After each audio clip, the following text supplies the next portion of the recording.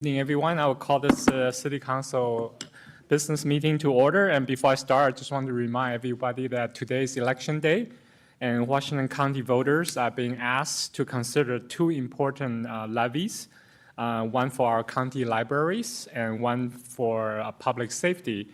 The Tigard City Council has passed resolutions in support of both measures because of their direct impact on our communities.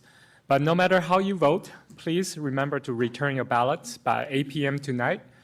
You can drop them off safely and conveniently at the official ballot drop-off box right here at the City Hall. Every vote counts, and your participation makes a difference, so thank you. So with that, City Recorder Craker, would you please conduct a roll call? Councillor Schlack. Here. Councillor Shaw. Here. Council President Wolf. Here. Youth Councillor Hellick. Here. Councillor Gudusi. Present. Mayor Hu. Here. Councillor Robbins. Here. Would everybody please stand and join me in the Pledge of Allegiance?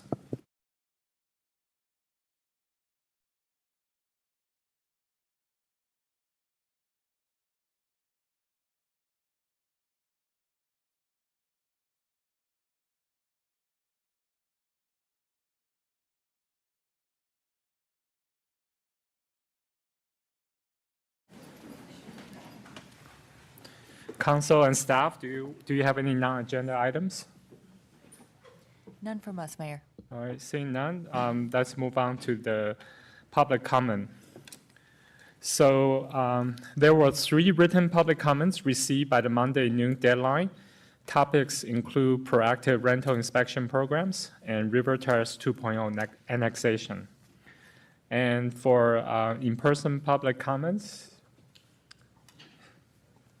we have 4. Was it walking fast enough? Thank Sorry. you. No problem. So we have 4 people sign up for public comments, and when I call your name, please come forward, and you have 2 minutes. The first person is Shailak Kodadia. Oh, hi. Welcome, Shailak. You have 2 Thanks. minutes. Okay. So my public comment is about Metzger Elementary's Multicultural Night. It was supposed to be this Thursday. Can you push the mic a little bit? Like this way? Uh-huh. Okay. So my comment is about Metzger's Multicultural Night. It was supposed to be this Thursday, but it was canceled due to individuals not being able to bring food because of food insecurity and because people didn't want to come to the event because of ICE presence, if that were to happen. And, it's sad because it's one of the nights where we can celebrate all of our ethnicities, especially from immigrant communities, and I just wonder what, as a city, we could do to provide resources. And I've seen a lot about the food insecurity, but I haven't seen as much about offering safety and protection from ICE for our immigrant communities, especially when there are spaces where we gather. And so I don't know if there are creative or innovative solutions, because I don't think we should be robbed of our joy or ability to celebrate our cultures because of what's going on in society. And if there's ways in which we could,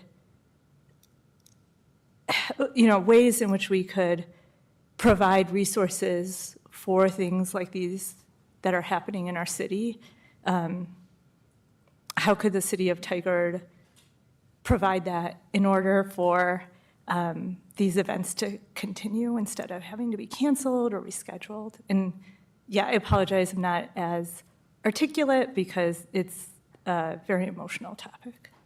So thank you. Thank you. Next person who signed up is Elise. Sure. Hello, Elise.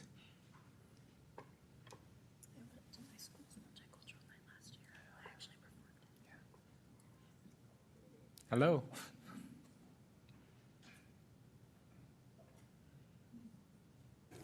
Good evening, councilors and mayor.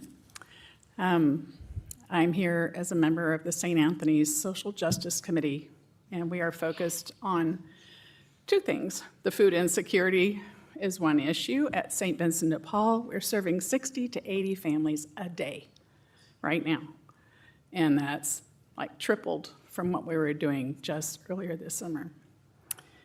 I'm also here on a part of the Proactive Rental Registry. You have 39% of the city of Tigard citizens are renters. And I know that your focus on housing right now is on missing middle housing, building affordable housing outside of the primary downtown and Tigard Triangle area and trying to spread it out a little bit. But we have, that's 39% of the Tigard citizens are renters. That's 21,000 people of our 55,000 plus population. That's everyone from single parents to families, to immigrants, to senior citizens. And we need to have those people feel secure in their housing. And right now, Skylar Warren, one of your staff members, is a champion for us because a couple of years ago, he did all the work on the rental registry program and has it on a shelf in his office. But he's our hero because he's already done it.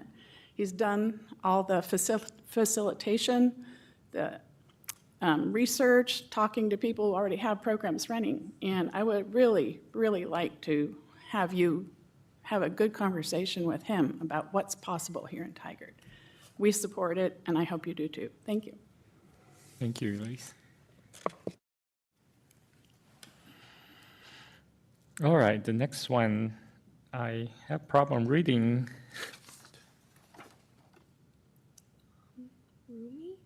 Rumi? Rumi Mathen or Matthews? Well, whoever who signed up, the third person. Do you know? Or is it McLean? McLean? McLean? You should ask who's left. Just raise their hand. Okay, so next person is Ed Berger.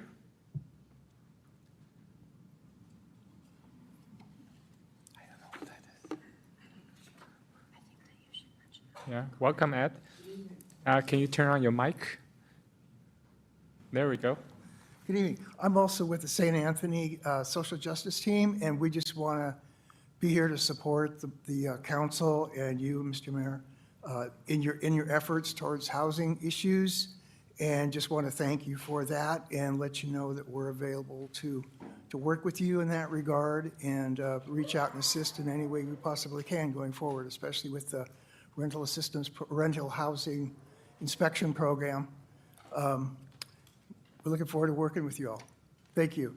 Thank you, Ed. So there was another person who signed up, last name McLean, I think. It was incorrect. Oh, okay, so you don't want to, okay, that's fine.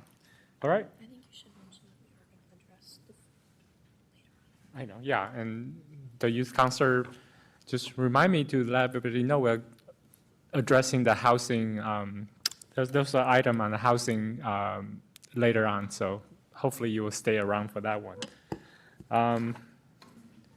So next item is phone in of video. So Mr. Thornburg, if there are any callers in the queue for phone or video testimony? Not at this time. All right, thank you very much. Next item is city manager report, and I will invite acting city manager Trish to provide a brief report. Good evening. Thank you very much. Good evening, Honorable Mayor, Council, community members. I do have a slide. Eric, if you wouldn't mind pulling that up.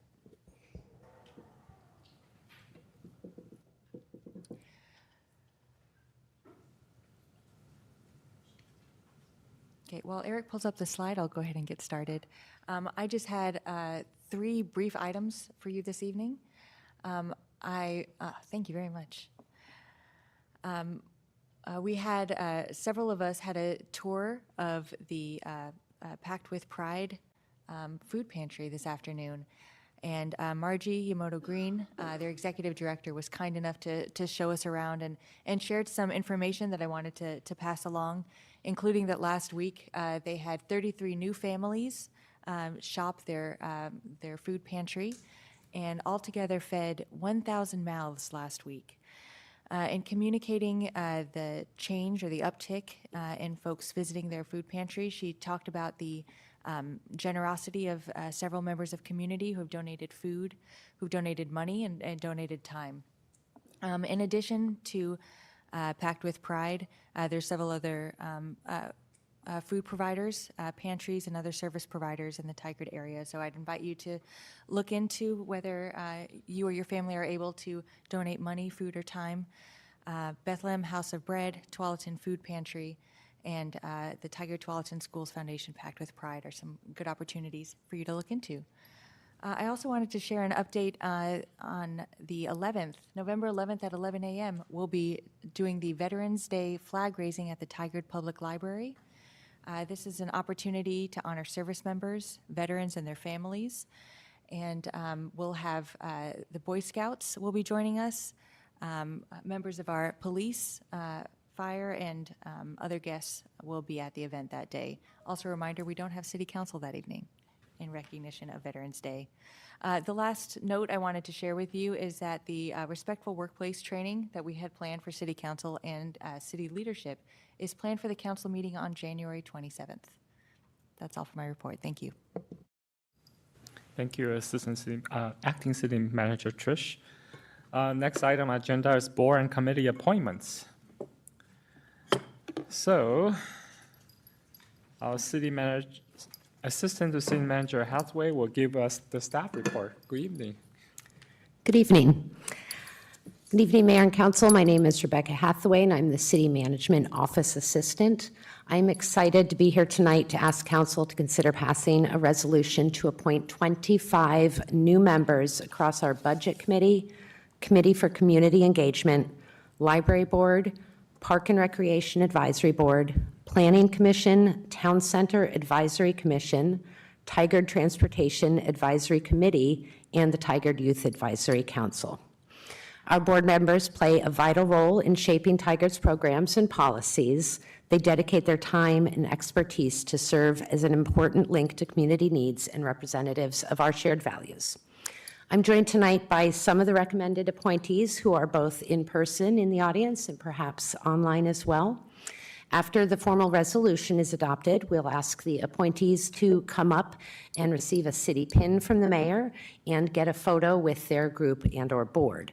And there are snacks and some cider in the back for anyone to enjoy while we are taking those photos as well. Applications to serve on a city board are open year-round for anyone to apply. We had a large round of appointments to fill openings for the upcoming year.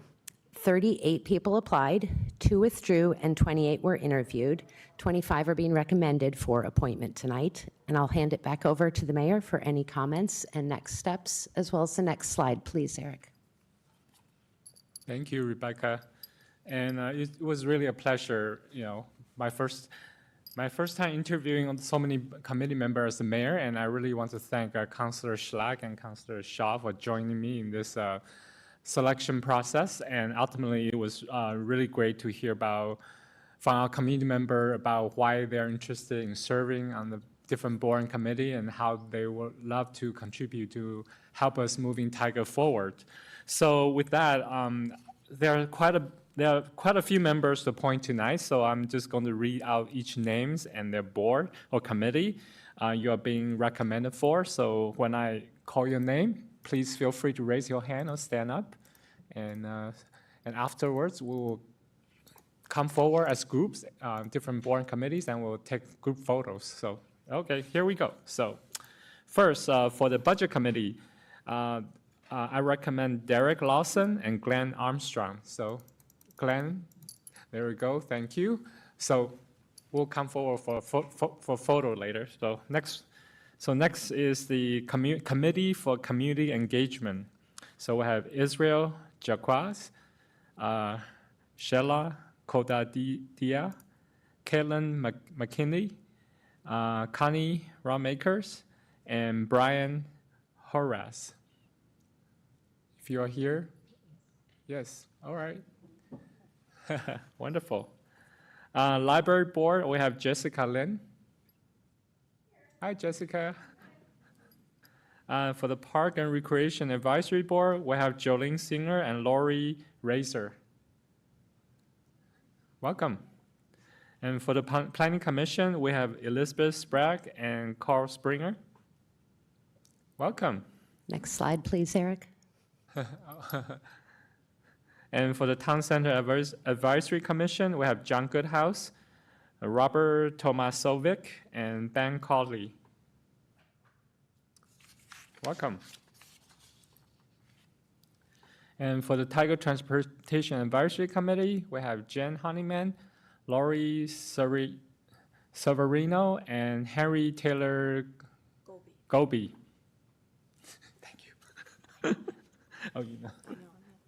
Okay, and we have the TIAC, Tiger Youth Advisory Council. We have Ayla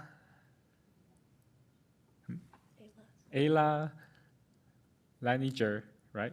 And Faith Lai, Kalani Rue, King Vargas, Chelsea Vincenti, Shiloh, hey, sorry, Zoe Godfrey, and Millie Williams. All right, so that's so this is everyone being recommended for appointment tonight. Thank you, everyone. Are there any question or comment from the council? Councillor Shaw? Before I would like to make the motion, I would like to say thank you, Mayor, for opening the process so that your fellow councilors could also interview the future members of the committee. So thank you very much. I just really appreciate you taking that lead, Mayor. With that, I move to approve resolution number 25-39, a resolution appointing City of Tigard Board and Committee members to the Budget Committee, Committee for Community Engagement, Library Board, Park and Recreation Advisory Board, the Planning Commission, the Town Center Advisory Commission, Tigard Transportation Advisory Committee, and Tigard Youth Advisory Council. Thank you, Councillor Shaw. Any second? Second. All right, Councillor Robbins, second. Any other discussion? Councillor Schlack? Councilor Robbins beat me to the second. I just want to take a moment to thank all of you for your dedication to the city of Tigard and our community that we all call home. Met a lot of really great folks who are curious, engaged, collaborative. Those are the sort of things that we need more of in our community right now in a policymaking environment. You all are the front lines of making our city great across transportation, budget planning, and so many other areas that impact our lives. So thank you all for taking some time out of your busy lives to make our community a better place to live, and I look forward to seeing the contributions that you all make over your terms. Thank you. Thank you, Councillor Schlack. So I will ask Youth Councillor for advisory vote. Aye. Thank you. Those in favor of the motion, please say aye. Aye. Those opposed, say nay. Okay, the motion carries. So let's come up one group at a time. Ooh. So the first two are Derek and Glenn for Budget Committee. If you want a picture taken, please come forward. And council member, please.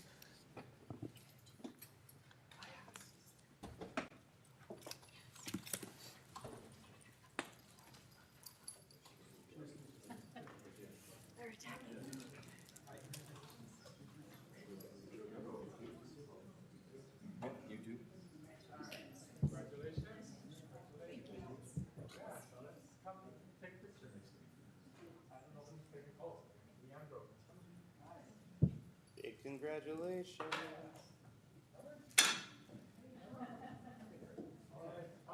All right, look at the birdie. Budget Committee. Woohoo! Beautiful, thank you.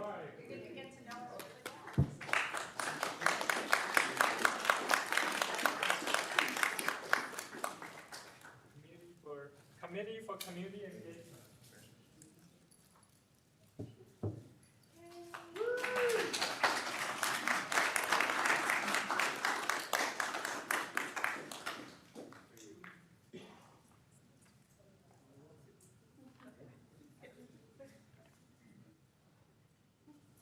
CCE. CCE, you know me. Woo! Happy, happy, happy. Oh, yeah.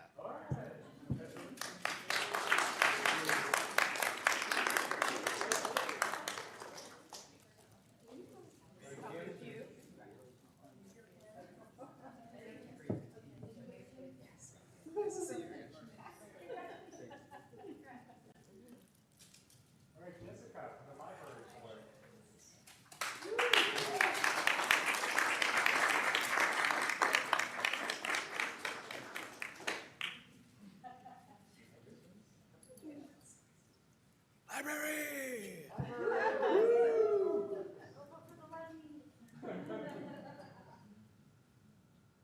Thank you.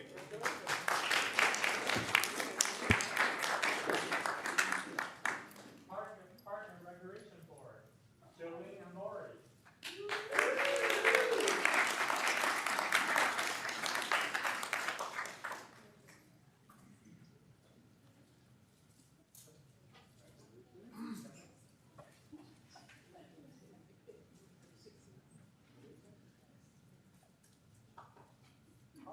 Parks, yes, parks. We love parks. Oh, yeah. Beautiful. Congratulations.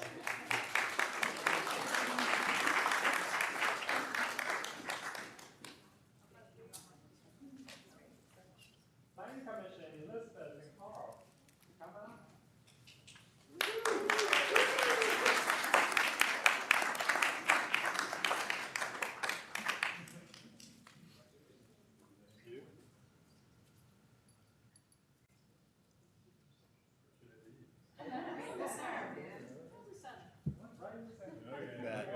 You're already planning. All right. Planning Commission. Woohoo, planning. All right.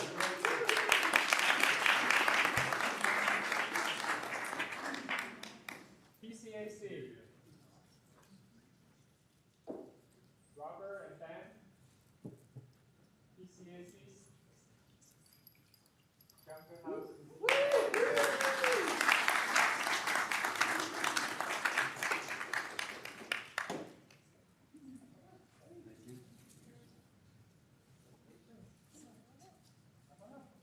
PCAC.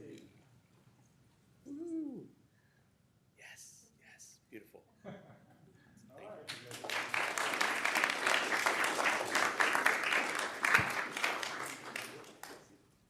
Transportation Advisory Committee, James, Lori, and Henry.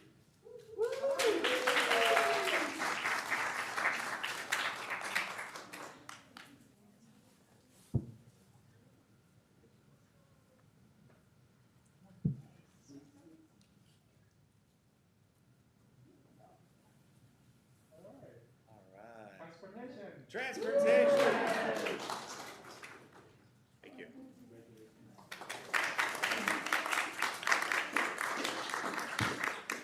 All right, now it's the TIAC. All the TIAC members.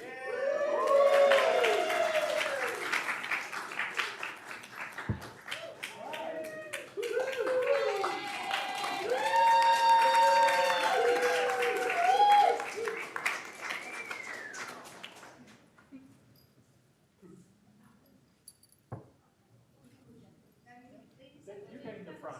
Yeah, there we go. All right. Yay. Kayak. Excellent. Thank you.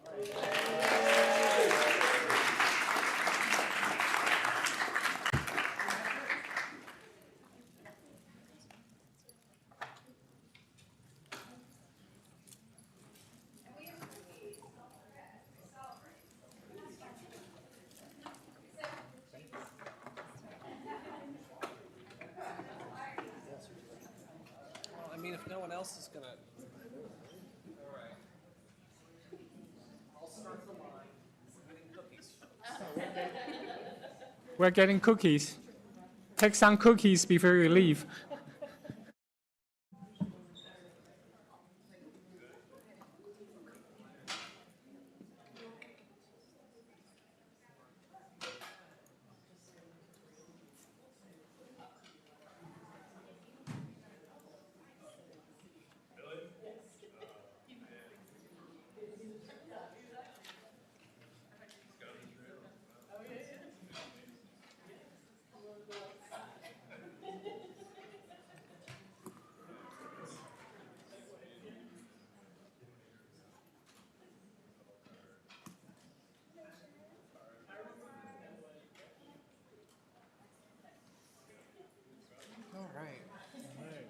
Mr. Schlack, got your cookies?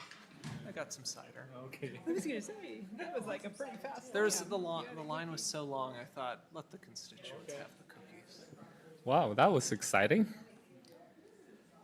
So empty. I know. It's all right. I'm sure they will watch our video online. So we're about 25 minutes early, but that's great. So next item on our agenda is Safe Street for All and action plan adoption. And we have Principal Engineer Furman and Principal Transportation Engineer Gerke to present the staff report. Welcome. You go in the middle. You can go in the middle. Oh, thank you.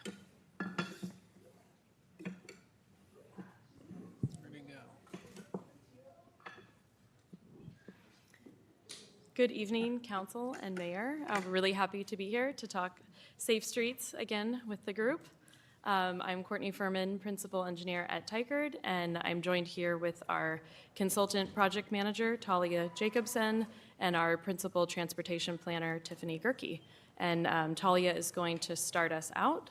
So if we can go to the next slide. Thank you.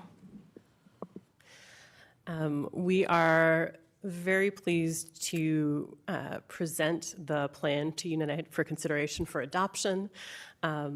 Your Safe Streets Action Plan packet includes the plan itself, 2 appendices, one providing a summary of the safety projects that are proposed for advancement as priorities, one of the speed management toolkit, which will give the city a new robust suite of ways to manage speeds on streets of all sizes, and as well the draft resolution language for your consideration. So this is the 4th time we've gotten to bring this plan to you. As a reminder, the path of the city work that led here began in 2023 with an overview of safe streets, leading to Resolution 2325 that committed to the safe systems approach. We held our first briefing for you in September of 2024, bringing the draft vision and goals for your input and approval.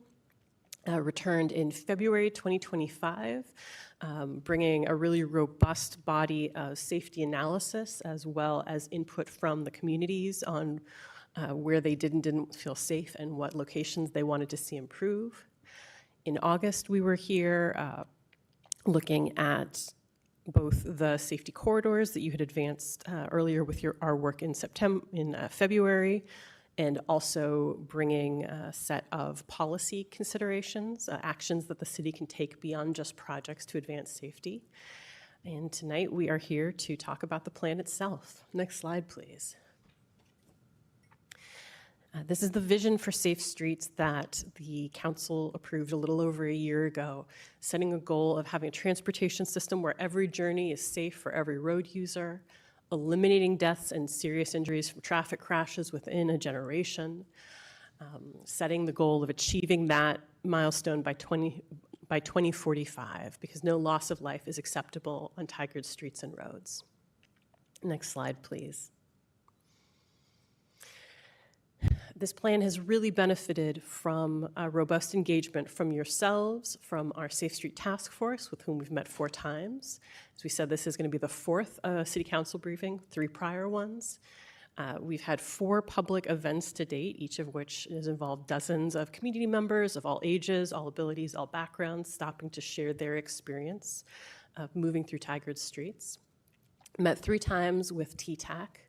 We've spoken to we estimate more than 300 community members in person, written down many comments from public events, gotten more than 1,000 webpage visits, and more than 300 survey responses. And so the plan really represents the unification of that valuable public knowledge with what we learn from data and analysis.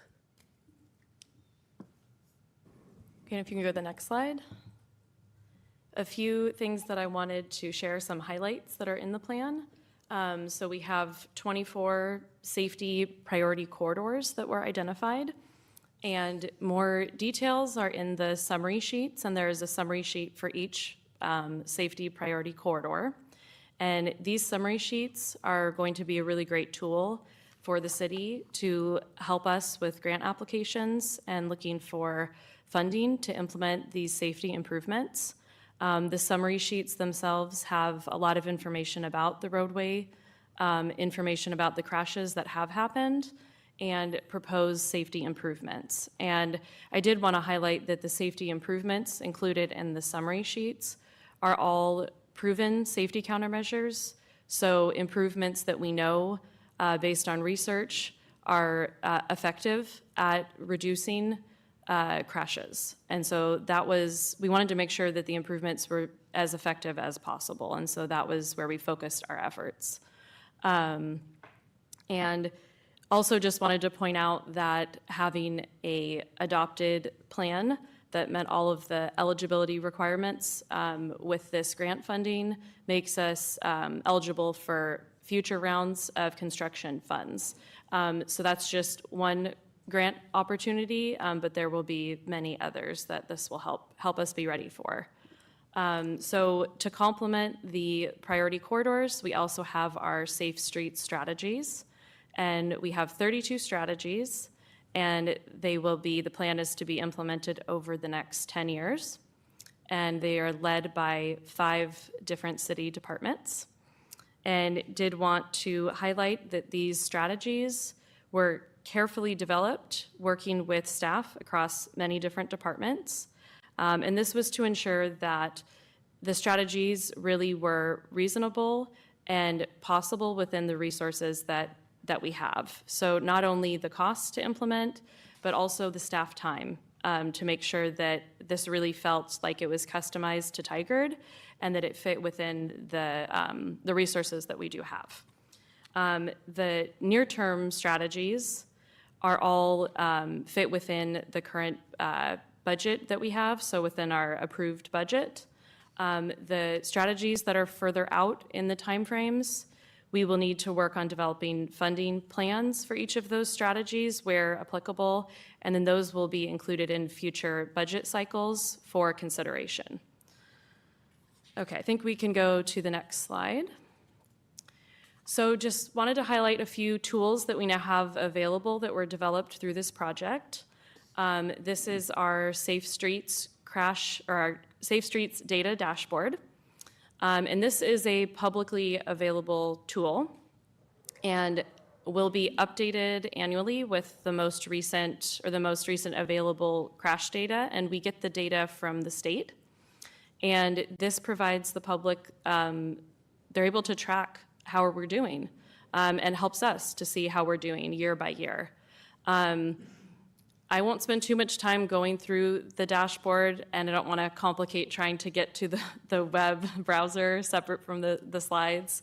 But I did want to highlight, if you have time to get in there and look at it, you can sort by year. So we are including the most current 5 years of data that are available.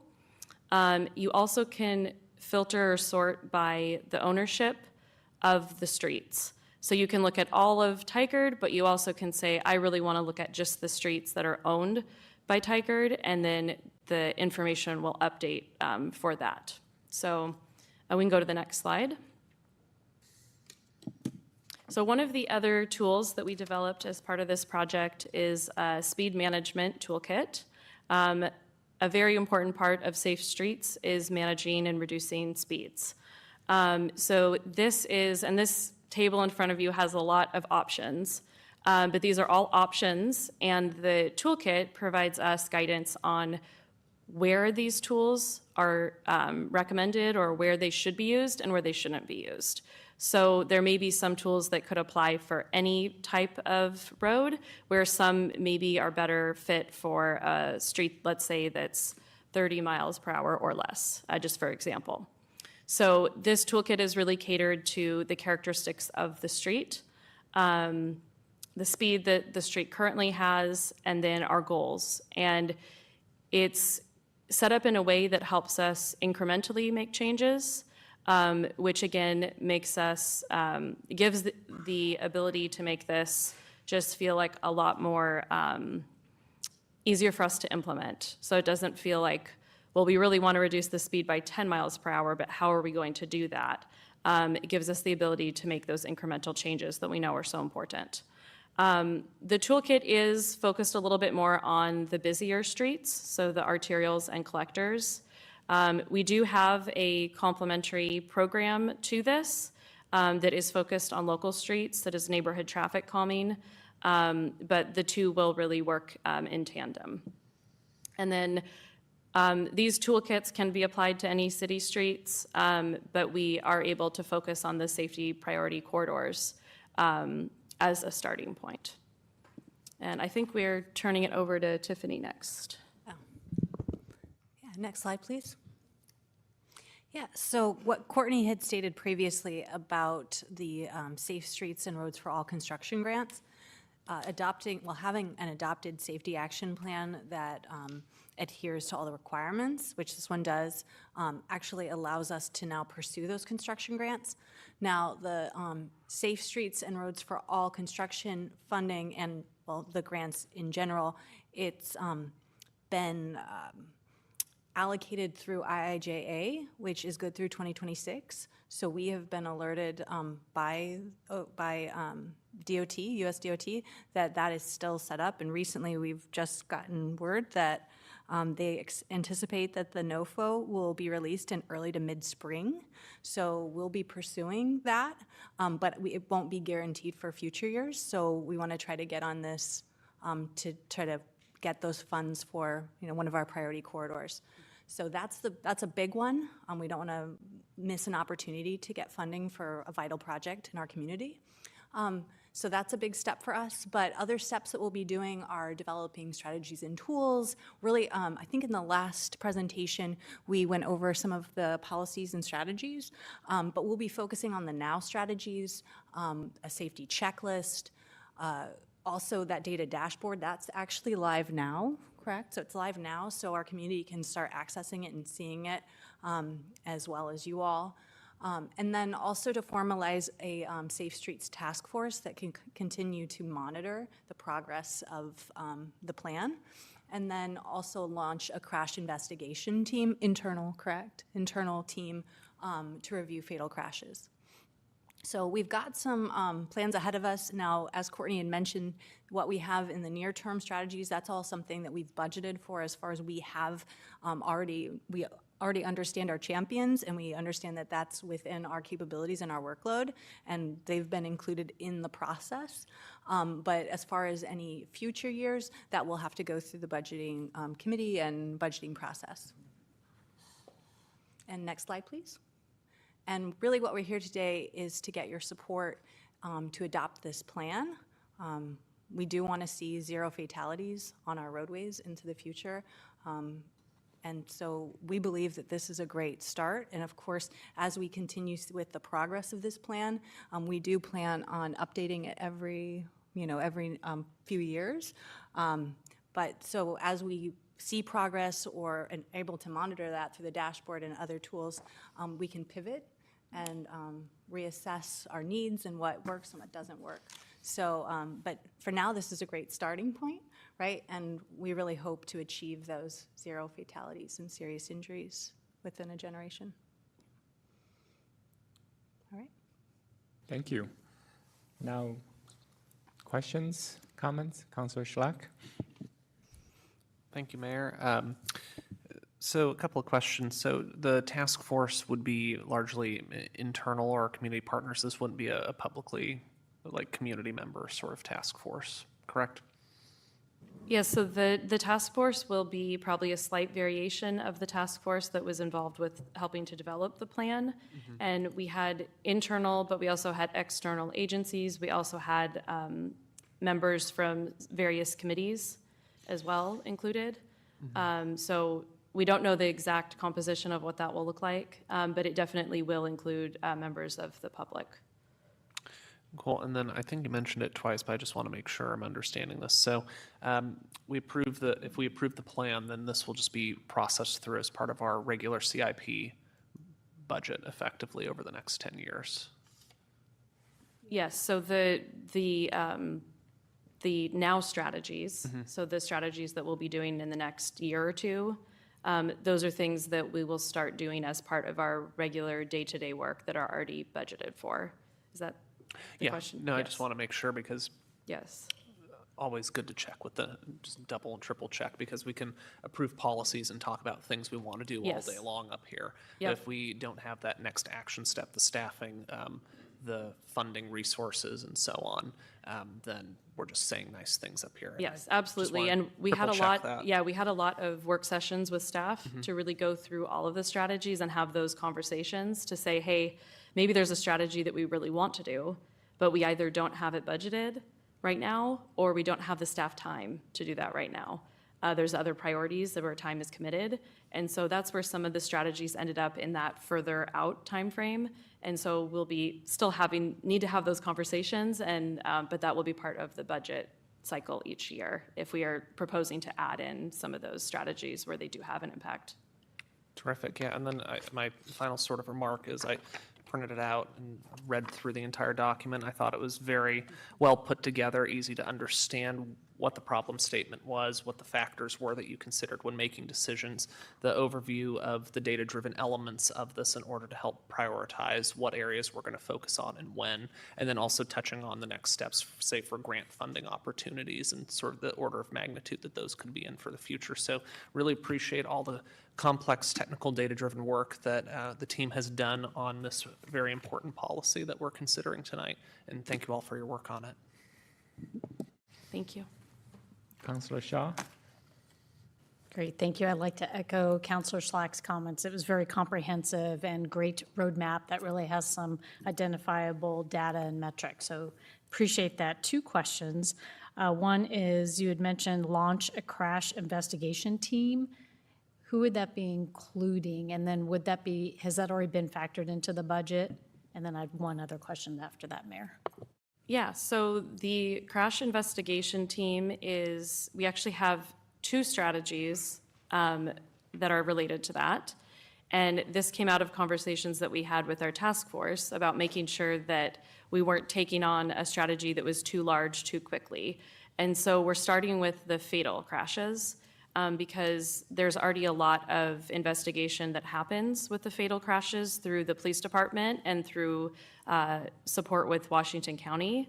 And so we're able to have really good information on those. And we'll be looking at it more from a perspective of, is there anything engineering related that we could do? Like, are there any signing improvements or striping, things like that, that are something we could improve depending on what happened during that crash?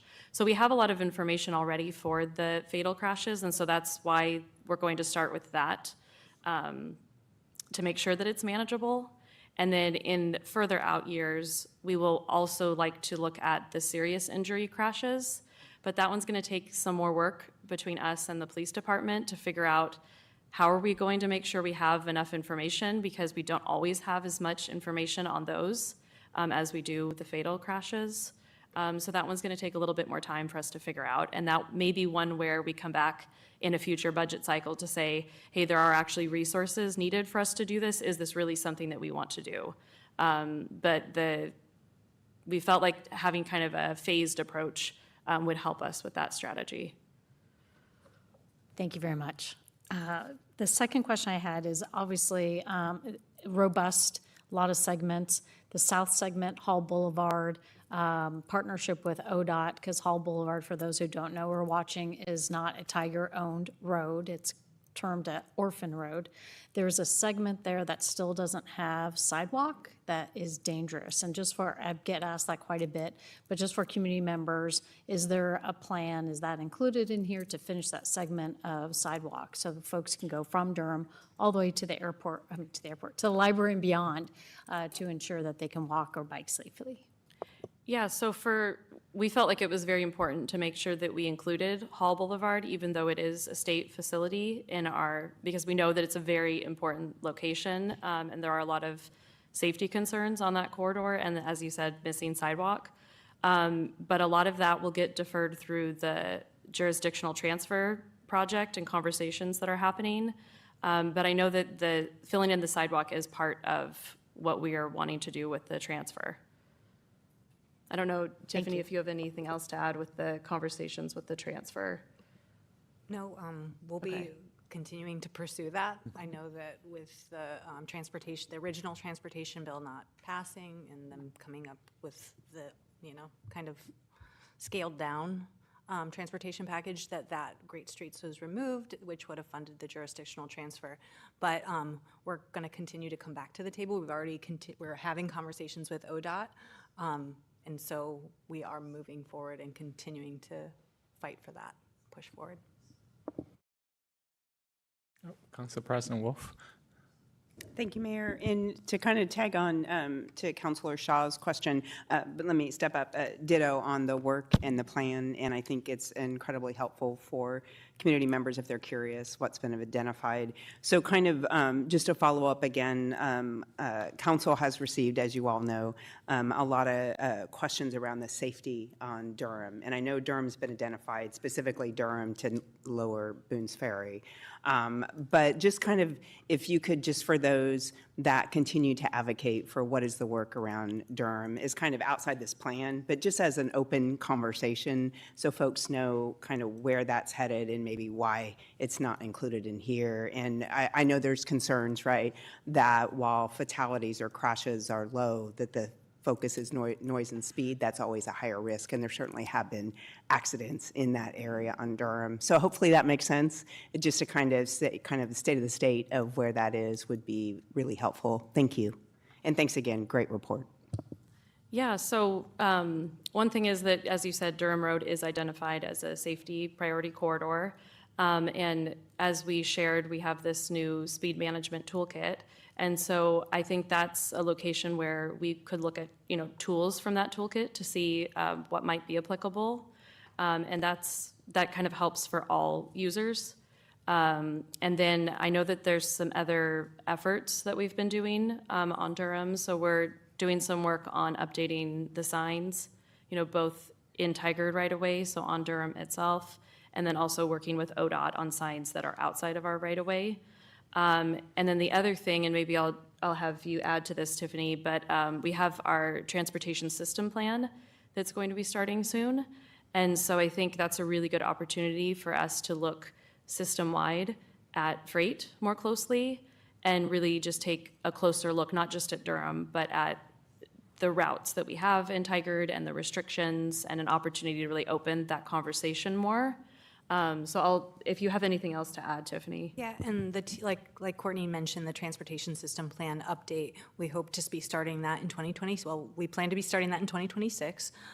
With that, I would like to have a kind of a fairly robust section on freight and really incorporate our freight partners in the conversation, so that when we do our freight planning and we say these, these are the routes that we expect freight to be on, that they're reasonable and somewhat adequate, right, to allow that mobility to happen, because people do need to have their the goods provided to their businesses and throughout our community, especially now that, I hate to say this, but a lot of people are buying online, right? And we do see more trucks on the roadway. So I think we just need to do our best to be accommodating that in a reasonable fashion. Of course, safety is our #1 priority, but we do need our economy to continue to run.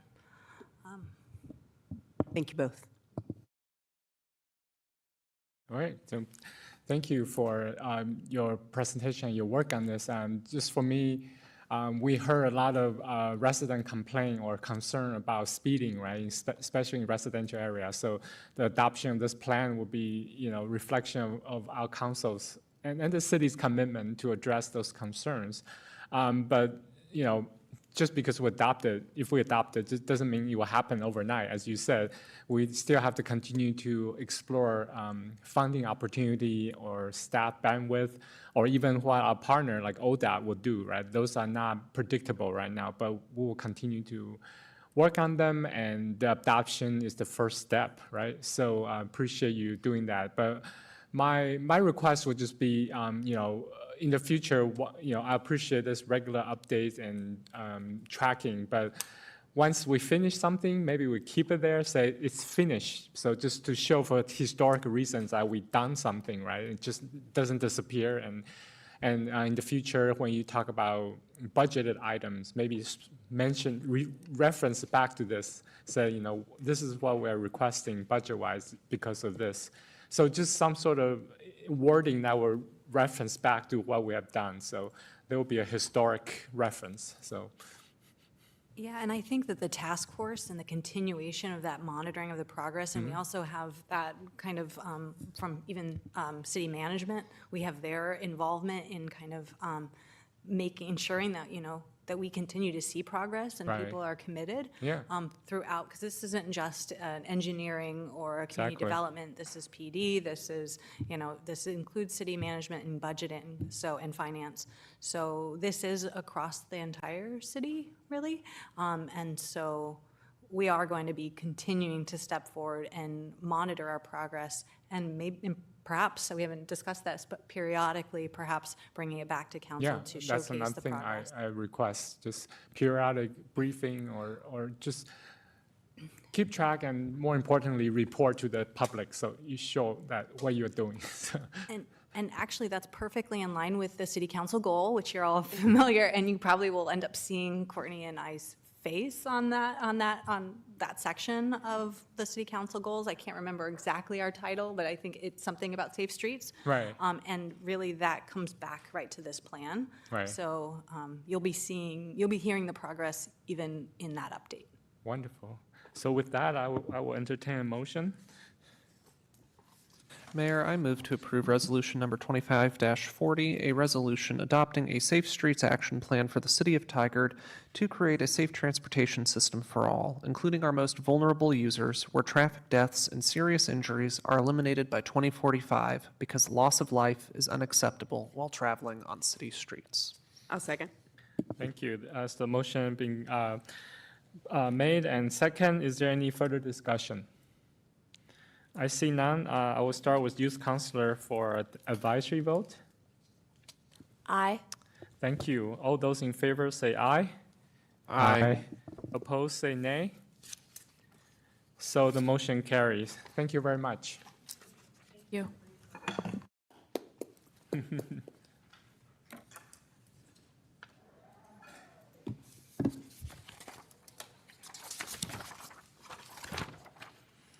All right, the next item on our agenda is Housing Work Plan Update, and the update will be presented by Housing Planner Miller. Welcome.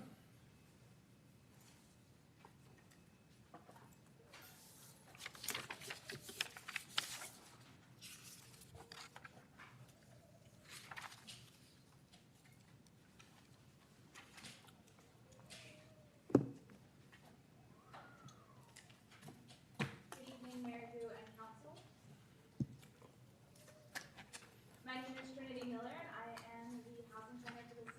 This presentation provides clarification on the proposed housing work plan. Next slide. Please.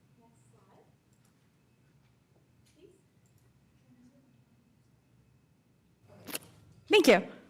Good evening, Mayor Hu and Council. I apologize. My name is Trinity Miller, and I am a housing planner for the City of Tigard. This presentation provides clarification on the proposed housing work plan. Next slide, please. We're thankful that Council continues to place a high priority on housing, and the Council goal to create housing opportunities for current and future residents is reflective of that commitment. The housing work plan focuses on our community and is reflective of that commitment for our current and future residents. The housing work plan also focuses on efforts which advance strategy 1.1 to develop an inclusive housing strategy that increases the variety of housing types while balancing infrastructure capacity needs of the city. Next slide, please. Since the briefing in September of 2025, I'm happy to share that the state announced their intent to award grant funding to the City of Tigard for housing planning assistance to support the housing capacity analysis and housing production strategy projects in amounts up to $100,000 for the housing capacity analysis and up to $90,000 for the housing production strategy. Some of you may have noticed a discrepancy between the project completion deadlines listed in the memo attached to this agenda item and the presentation.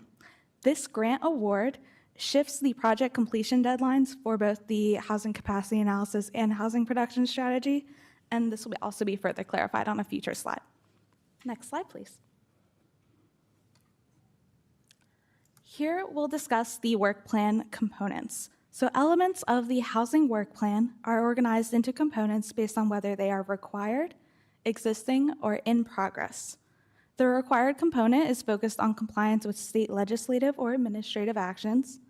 The existing component focuses on management of existing housing programs and strategies to facilitate affordable housing, as well as ongoing regional coordination with local partners and private developers.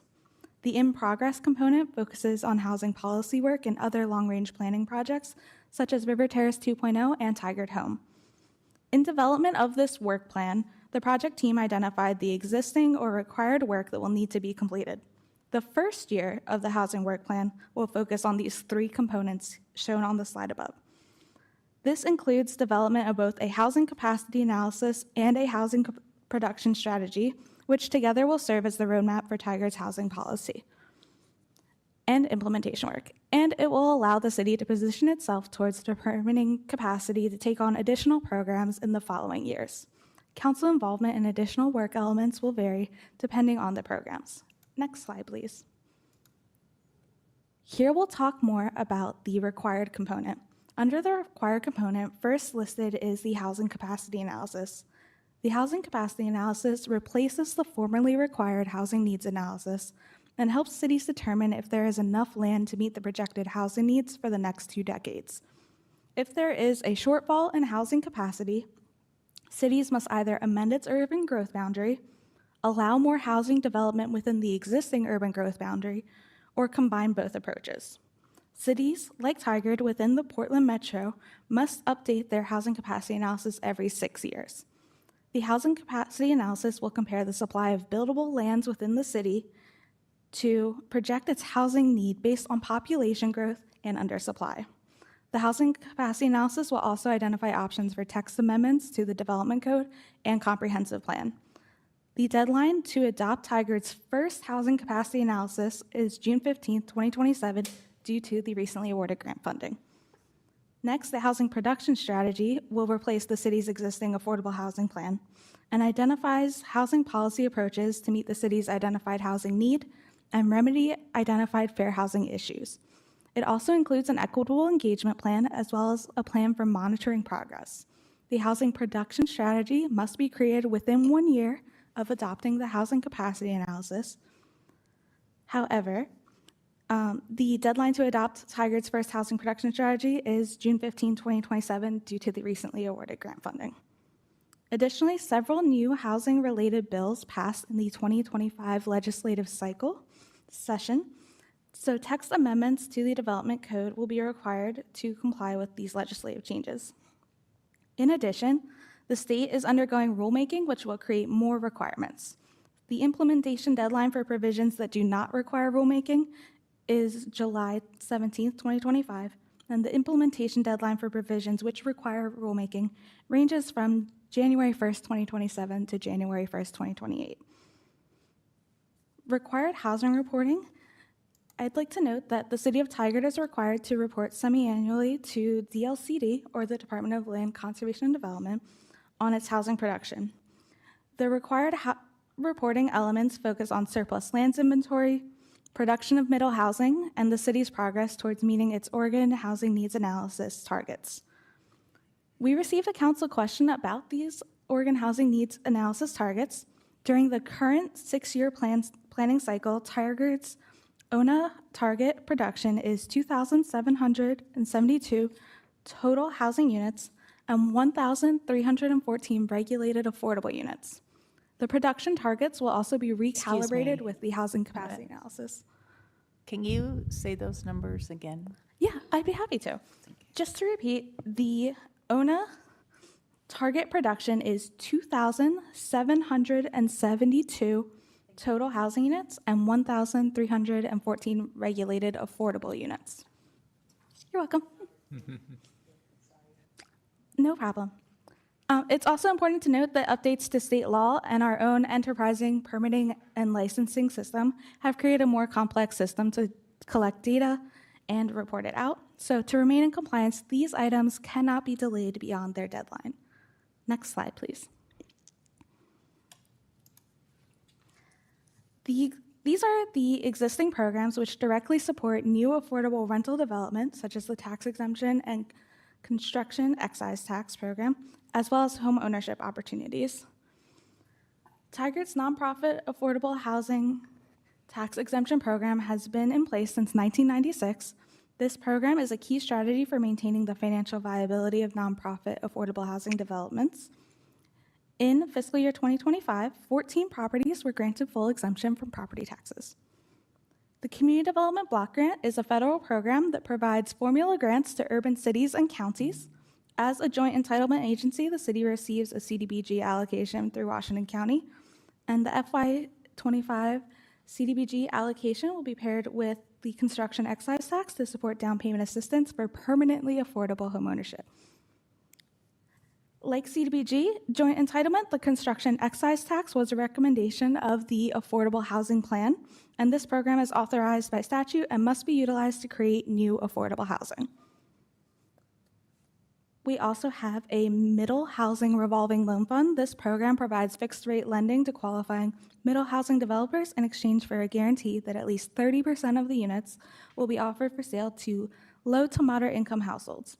This fund increases the financial feasibility of middle housing and demonstrates viability of a variety of housing types, while supporting working families in obtaining homeownership. The city's affordable housing plan includes a gap funding program as one of the city's strategies for facilitating affordable homeownership and affordable housing. Coordination with regional partners ensures that we're in alignment with other agencies in neighboring cities and allows us to share best practices. Examples of coordination include applications for state infrastructure financing programs, including the Moderate Income Revolving Loan Fund, or MOL program, or the Housing Infrastructure Financing Program. Next slide, please. For the in-progress component, the housing planner, or myself, will provide housing policy technical support for in-progress long-range planning projects such as Tigard Home and River Terrace 2.0. Additionally, I'll track housing-related bills, advocate for the city's interests, and report the impacts of adopted bills to council. Next slide, please. The items I've covered so far represent the work program for the next year and beyond. I know there has been council and community interest in exploring other policy options, so I want to talk about the work we will be doing to build a roadmap for the city's future housing policy and implementation work. And that roadmap will be the housing production strategy. It is updated every 6 years and replaces the existing affordable housing plan that was adopted in 2019. Community participation will be vital to crafting solutions that reflect the lived experiences and needs of Tigard community members, and we encourage everyone interested in housing equity and new policies to engage with this project and apply to join an advisory committee. Next slide, please. There are a number of programs that will be considered as part of the housing production strategy. A list of these programs is shown on the slide and includes some anti-displacement programs that were previously explored but paused, as well as some policies from the Affordable Housing Plan that have not come to fruition. I'm happy to talk more about these tonight, but we will have the opportunity to dig deeper on these in future council updates on the housing production strategy as well. Next slide, please. I'd like to leave the rest of this presentation time open for questions. 2 questions that I would request council feedback on are: does council concur with the recommended work plan to advance Council Goal 1? And does council concur that the housing production strategy is the appropriate venue to consider future housing actions? Thank you. Thank you. All right, so council members, in front of us are 2 questions that the staff would like feedback on, but we can start with some questions, and if you want to give direction at the same time, please feel free. So who would like to start? Councilor Gudusi? Thank you.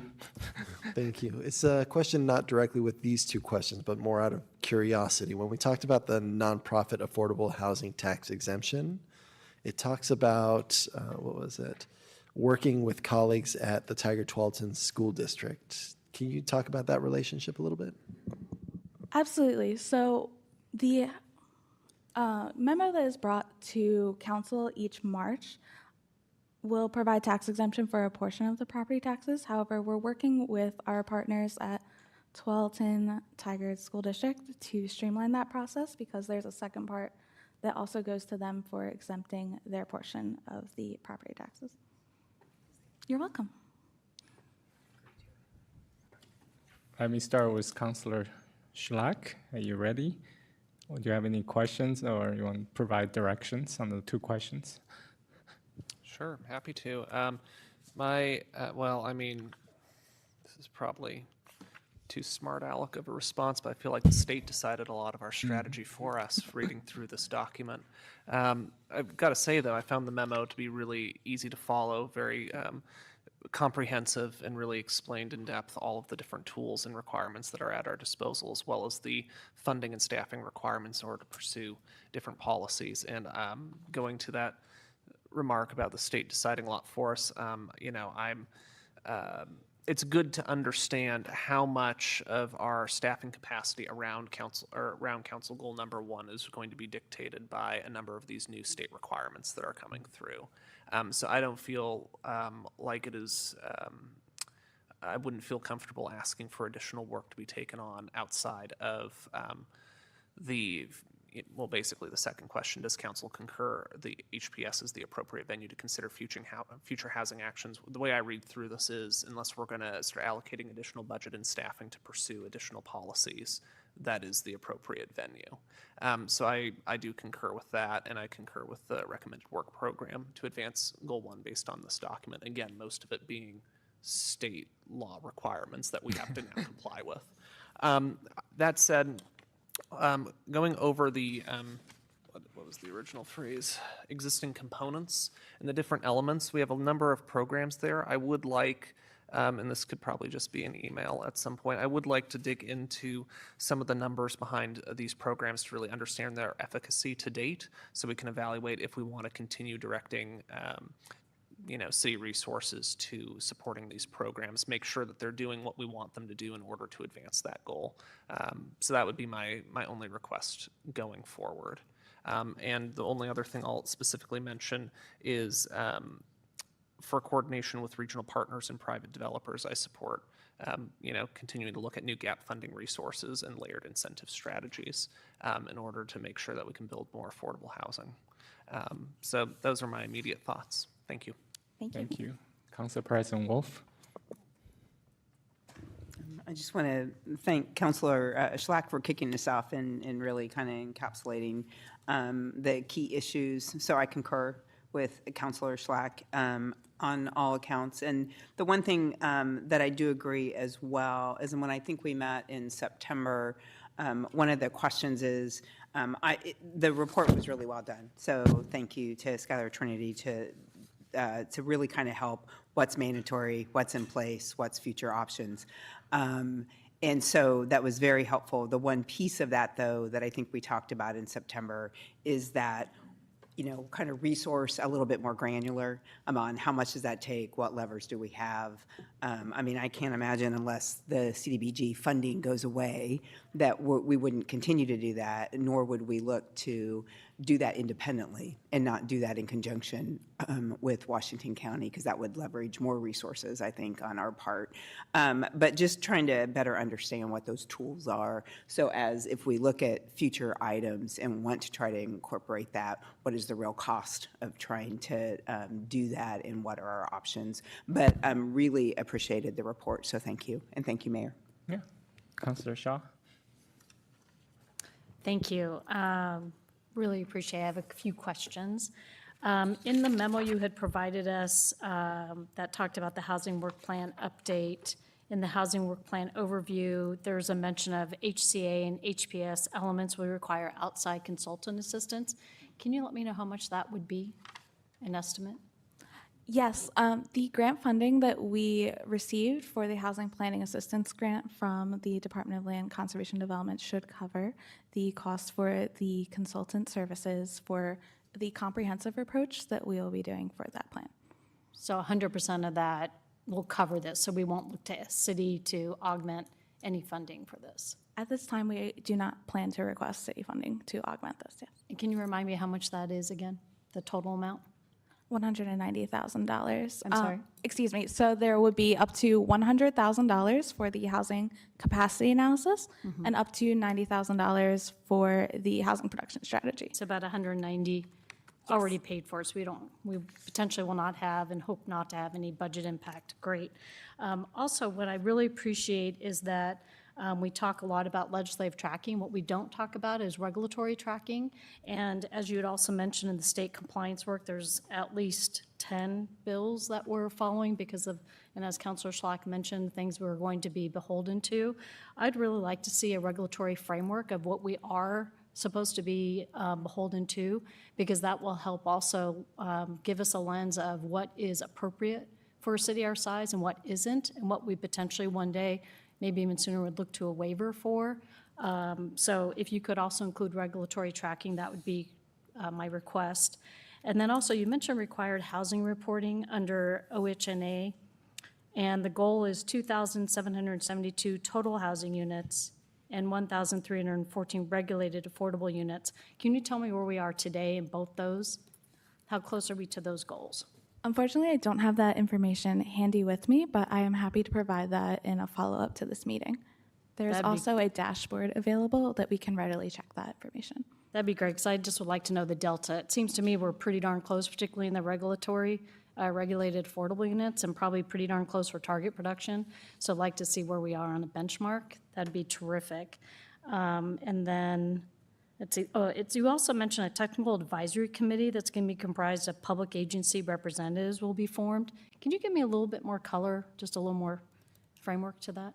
Absolutely. So as part of the equitable engagement for the housing production strategy, a technical advisory committee will be formed to ensure that we hear the perspective from producers of housing within Tigard, but especially producers of low-income housing, as well as folks that represent some of our marginalized community members as well. So we are open to anyone that is interested in housing policy development to ensure that our housing production strategy actions truly reflect the vision of our community. And I hope we're going to include in there too the developers, those who would actually be building. That would be terrific. And then also with regards to, let's see, that may be my last question. Oh, with regards to, I agree too with both Councilor Schlack and Council President Wolf just about the staffing capacity and the concern there, because we have a lot of programs currently. So I would not be in favor of the potential future components, because I just don't think we have the staffing capability now, but certainly would like to look at a future date. And that, I believe, Mayor, is all my Okay. questions. Councilor Robbins, we're at time limit, but please go ahead. I'll go fast. I can talk fast. Thank you for this. Super thorough. I appreciate that. I spent some time yesterday, and just looking through it, some of my questions I sent got answered, like I saw what a MURL is, moderate income something loan, something revolving loan. So I do appreciate all that. I just, for the second question, I feel like, yes, the housing priority, something, the HPS, yes, is the appropriate. I don't think we have a choice, but it does seem like the appropriate thing to do. The first one, do we concur with the recommended work program to advance goal 1? Does that mean we concur with all of the work you're already doing?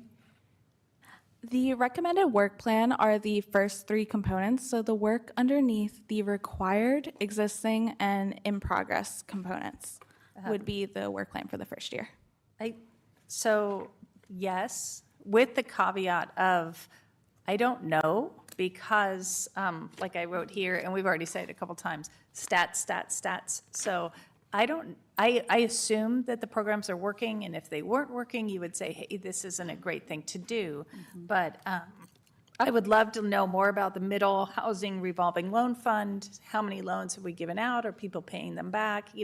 All that kind of stuff. So it is, I think it all looks great, but without having that information, that data, and this is an update, right? So I feel like it should be, this is what we've done so far, and this is how successful we've been. Without that, I have difficulty really saying I concur, but it all sounds great. So I would love just some data checkpoints, or if there is a dashboard I can go look at, if you could send me that link, I would love it. and I know Counselor Slack would love it, since he's a data guy. I did appreciate the information quickly on the future, potential future components, and what I really appreciated was the fact that it was pretty informative and frankly a little bit blunt in that one of them says this program has a high funding need, no grants have been identified. So that gives us a very good picture of if we want to pursue this, we're going to need to find the money for it. We've had multiple people come and talk to us, some repeatedly, about the proactive rental plan. I would appreciate a time for a presentation to us about what a potential plan like that could look like here. I do see that it says that you told us that we would need a 0.5 FTE, but that should be self-funded once the program gets going. I think that might be kind of retroactive, right? And we might have to put some funds up to begin with, and I don't know if we can do that during this budget cycle, but I would be interested in learning more. Thank you. And just to piggyback on all the councilors' comment, I don't have anything new to mention other than, wow, the state really required us to do a lot of stuff. And I sincerely hope they don't put any new additional requirements because we're already committed. It's not fair if they want us to change course. And so I really appreciate your memo. It's really clear. I really appreciate you being very blunt on bottom of page 5 saying, this is all I could do right now, right? And page 6 and 7, it's like, if you want this, you need to come up with additional funding. So I appreciate that. So 1 and 2, I concur with the recommended priority because I believe they strike the right balance between compliance, capacity, and action. So you set up what's realistic that can be done. And then 2, housing production strategy, again, I concur because I don't believe we have any other choice, right, with the staffing capacity. So yeah, so I think the council direction is we concur on both. So thank you very much. Thank you. And Mayor, just to close out, Yeah, and the please. questions that we've had, Trinity will come back and answer those, because that is part of the HPS venue to consider. I'm sorry, can you repeat that question? So the questions that we had, you'll come back and answer those, because it's part of the HPS. Yes, the questions regarding the data dashboard, and Yeah, I can follow up with the questions I asked. that'd be fantastic. Thank you. Thank you. All right, so next item on our agenda is council consideration of one-time donation of fund to address food insecurity. And we have our Finance Director King to lead the discussion. Welcome, Eric.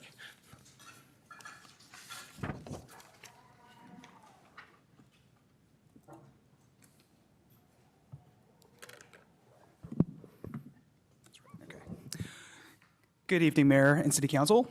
For the record, my name is Eric King, Finance Director.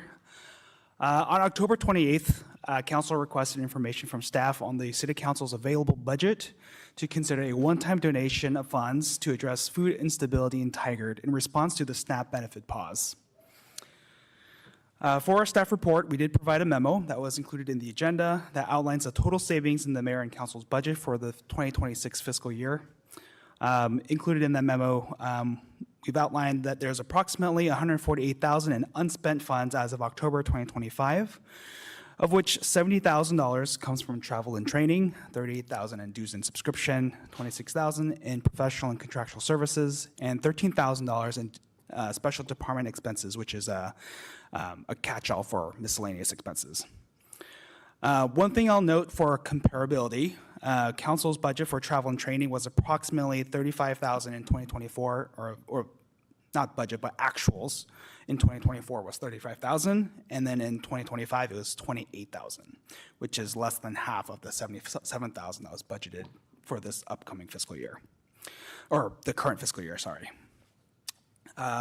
In the fiscal year 26 budget, there is approximately you'll note the detail that's included in the memo. There's $10,500 budgeted for travel. That includes for 2 TIAC members and a chaperone for travel. $9,000 budgeted for each counselor, and $16,600 budgeted for the mayor's travel and training.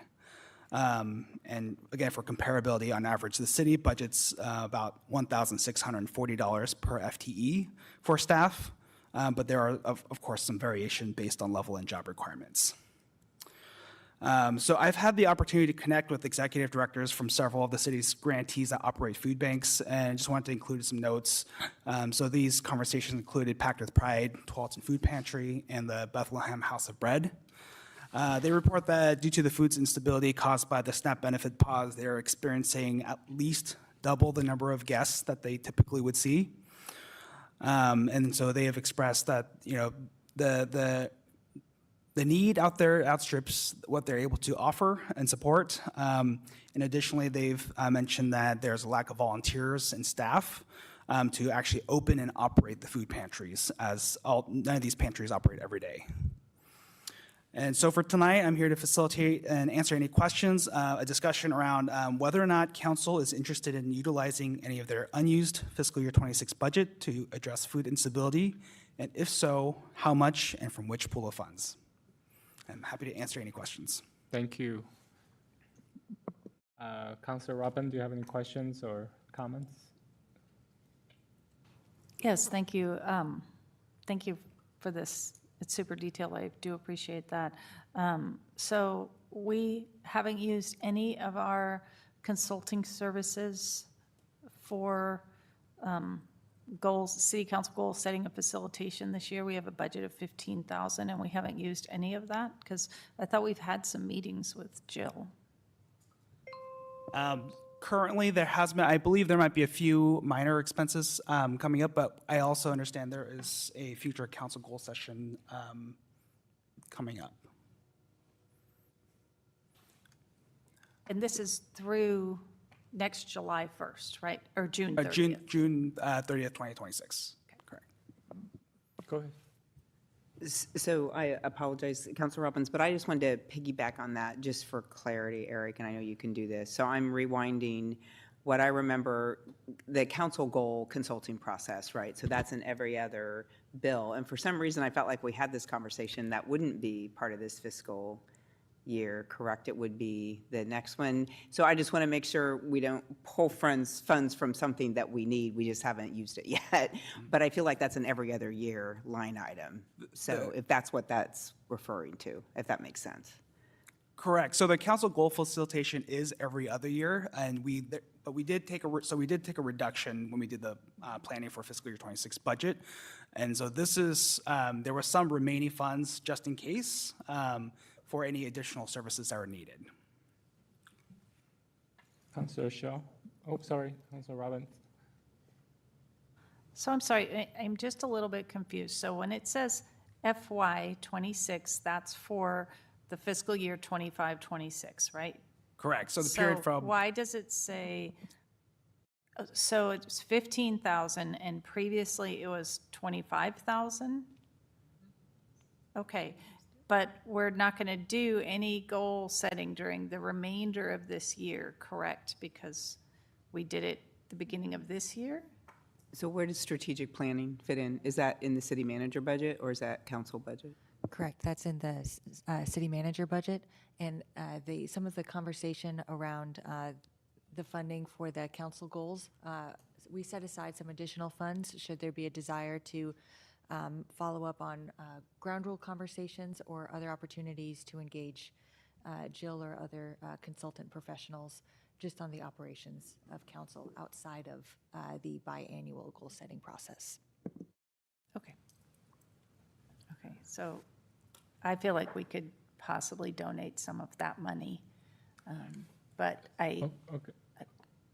So let's put it this way, we only schedule 5 minutes for this discussion, so maybe it's more productive just to get a sense of how much each of you think we should donate. And so I don't know if that's helpful, but I don't know how to facilitate a 5-minute discussion. That seems like should go longer, but. It does. So I would say I think that we could probably come up with 10,000. 10,000, okay, Councilor Shaw. Does that sound reasonable? Yes, and Mayor, I'd look to you, but it seems an easy one would be the Mayor's Innovation Project. Yeah, I agree, so. Just all off the top, and I think that would be my recommendation. Second, third it? right. Okay, Like, yeah. Councilor Schlag, $10,000 from the mayor's innovation project. Sounds good to you? Oh, yeah, I wanted to cut that back in March. Okay. I support All that, right. but I want to just make a point here that I support a lot of what the city's doing when it comes to our social service grants, nearly $40,000 that we did this year to local food pantries. It's very disappointing that we're having to consider such desperate actions right now in a lot of other local governments. I saw Washington County declared a state of emergency today on that. $250,000. Yes, the governor kicking in $5 million legal, federal court discussions to figure out how do we pay for this. So I just want to say that if the city's really concerned about food insecurity in Tigard, I'd like to see a more concerted effort going forward and sustainable funding in order to Yeah. address this. We can talk about the next budget cycle as well, or Well, content- considering that we have made a point of emphasizing this through the non-agenda item process, I think it's important to state that we should have a longer-term vision if this is something the council really wants to pursue rather than just a one-time check. Thank you. I agree. Councilor Caduce? You know where I stand with consulting services and where we should reallocate resources, but yes, 10,000 from 10,000 innovation seems project? reasonable. Okay. And So- that said, I would also add some from our travel budget too, if everyone were amenable to do that too. Well, Like we can 1,000. we can revisit that later. So anybody want to make a motion? I don't know what's the appropriate motion. I'll make a motion. I move that we move or reallocate $10,000 from the free money that we have, this unused funds that we have to donate to From the Mayor Innovation Project. run the Mayor Innovation Project to Pact with assist- Pride, or just say food Food assistance, for food assistance. I move that we donate $10,000 from the Mayor's Innovation Project Fund for food assistance. In second? Seconded. Okay, those in, youth counselor advisory vote? I'm not allowed to, but I say aye. Okay, you're not allowed. It's a budget item. It's a budget item. Okay, good. All right, so those in favor say aye. Aye. Opposed, say nay. Okay, the motion carries. Thank you, everybody. All right, so we had a scheduled executive session, but it has been canceled. So there being no additional item, this meeting is adjourned. Good night, Tiger.